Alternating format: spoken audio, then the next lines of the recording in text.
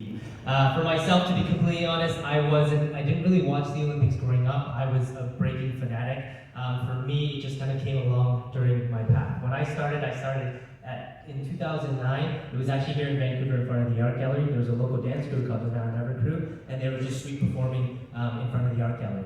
And it was the first time I'd ever seen breaking live, and it just blew me away. They were like spinning on their heads, they were doing all these crazy movements. And as a kid at that time, with not a lot to do, to be honest, I saw it and I was like, oh, I can totally get girls if I do this.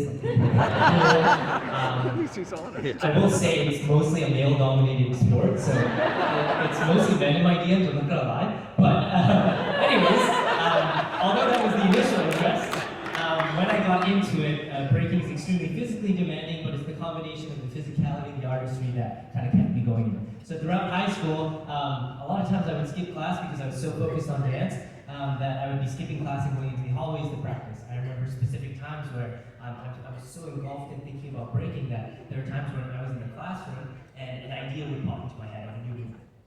And I would ask the teacher to go to the bathroom. And I would sneak out, go into the hallway, and try the move, and then go back into class. So all throughout high school, and I wasn't a bad student. I think education is very important. I wasn't bad at it. I just was more obsessed with something like breaking.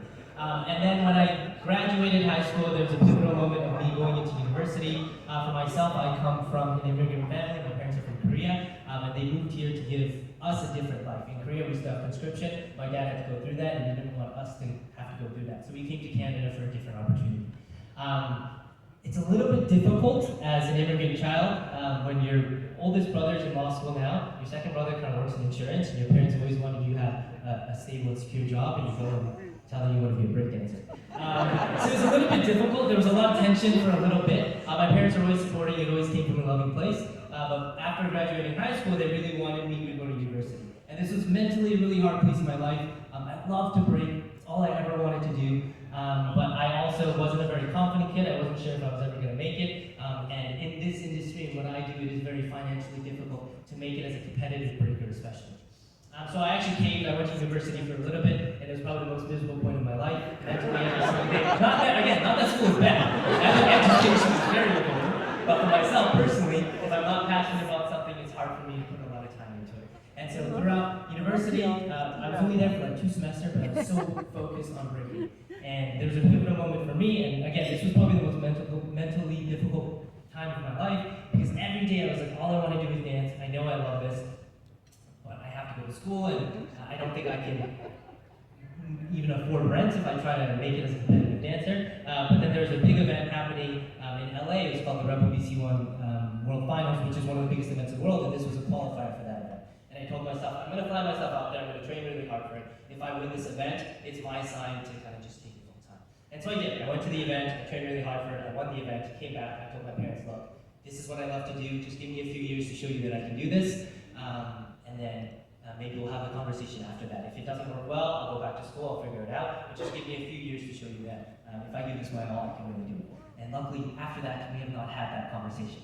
My parents have been incredibly supportive. They actually came to Paris, and my dad and my brothers had never seen me break before, so it was the first time seeing me on the Olympic stage, which was exciting. My mom had seen me one time prior, and it was all their first time coming to Paris and coming to yoga. So they've been incredibly proud ever since. But yeah, I think that's good.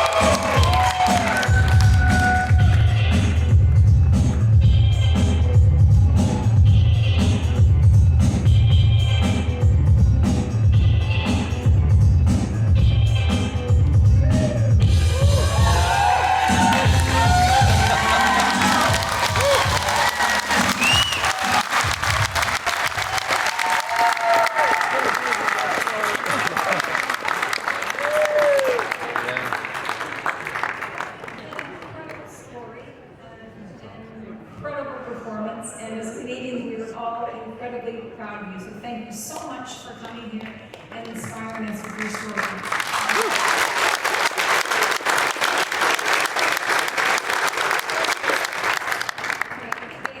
Up for the after party, but I'm not sure any of us can quite do what you just did, so that's incredible. So the final